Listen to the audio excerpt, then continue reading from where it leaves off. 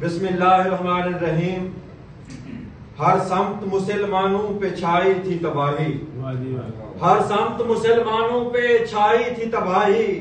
मुल्क अपना था और गैरों के हाथ में शाही। ऐसे में उठा दीन मोहम्मद का सिपाही और नाराए तकबीर से दी तूने गवाही। सदरे जी एहतशाम, काबिल एहतराम सामईन नाज़रीन, अस्सलामु अलैकुम व रहमतुल्लाहि व बरकातुहू। मोहतरम नाज़रीन, आज का दिन 23 मार्च 1940 करारदाद पाकिस्तान मंटो पार्क लाहौर में जो मुनक़िद हुई, उसका मकसद क्या था? उसका मकसद यही था कि मुल्क पाकिस्तान जैसी अजीम जो नेमत है उसको हमने हासिल कैसे करना है। जो ख्वाब हजरत अल्लामा मोहम्मद इकबाल ने देखा था, उस ख्वाब को अमली जामा कैसे पहनाना है, उसको अमली जामा पहनाने के लिए मंटो पार्क लाहौर में एक अजीम करारदाद पास की गई। 23 मार्च 1940 का दिन, उफक से उभरने वाला सूरज, उसकी बिखरने वाली किरणें जो बयाबानों पर, मैदानों पर, पहाड़ों पर, मरगजारों पर जहां जहां पर उसकी रोशनी फैली, उसने ये पैगाम सुनाया कि मुसलमान अब जाग चुके हैं और वो अपना हक हासिल करने के लिए, पाकिस्तान जैसी अजीम नेमत हासिल करने के लिए अपना दान, मन, धान कुर्बान, सब कुछ कुर्बान करने के लिए तैयार हैं। यकीनन 23 मार्च का जो दिन था, उस दिन बड़े सगीर समेत पूरे अर्ज पर मौजूद तमाम मुमलकत खुदादाद जितने भी मौजूद हैं, सबको ये खुला पैगाम दिया गया कि मुसलमान हिंदुओं के साथ हर कैसे इकट्ठे नहीं रह सकते। मुसलमानों का दीन अलग है, मुसलमानों की तहजीब अलग है, मुसलमानों की सकाफत अलग है। ये तमाम चीजें जब अलग हैं तो मुसलमानों के लिए एक अलग रियासत होना भी जरूरी है।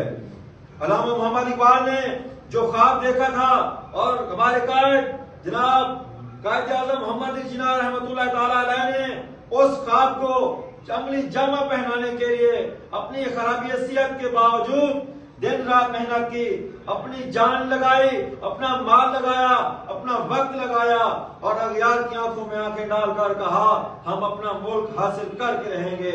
और यकीनन उनकी ये मेहनत थी कि 14 अगस्त 1947 को सिर्फ 7 साल के मुख्तसर अरसे में इस पूरे अर्ज पर मौजूद मुमलकत खुदादाद ने देखा कि पाकिस्तान जैसी अजीम रियासत इस कायनात के पूरे अर्ज पर मारज़ वजूद में आ गई।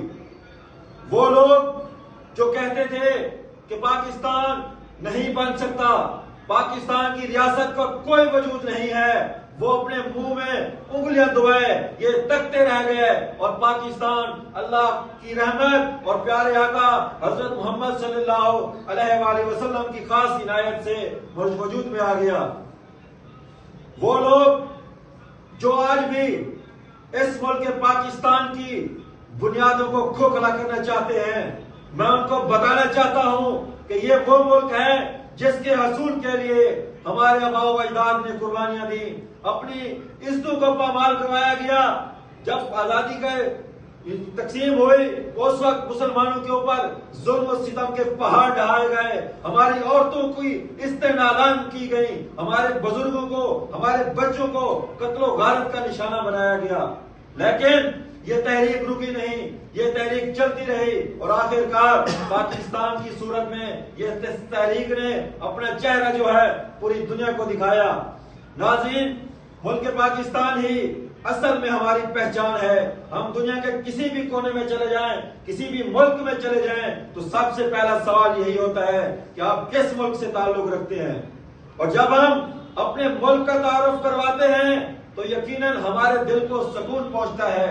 पाकिस्तान, पाक जमीन जिसको नाम दिया गया है, क्यों कि ये 27 रमजान मुबारक की वो अजीम रात बाई चांस हमारे हिस्से में आ गई, जिस रात अल्लाह तबारक व तआला ने ये मुल्क हमें इनायत किया और साथ ये पैगाम भी दे दिया कि ये वो मुल्क है जिसकी बुनियाद, जिसका दस्तूर कुरान पाक होगा और अहकाम में हजरत मोहम्मद मुस्तफा सल्लल्लाहु अलैहि वसल्लम होंगे। तो नाज़रीन, मैं अपनी तकरीर के आखिर में इन अशार के साथ रुखसत चाहूंगा। शायर ने क्या कहा वतन की पासबानी जानो ईमान से भी अफजल है।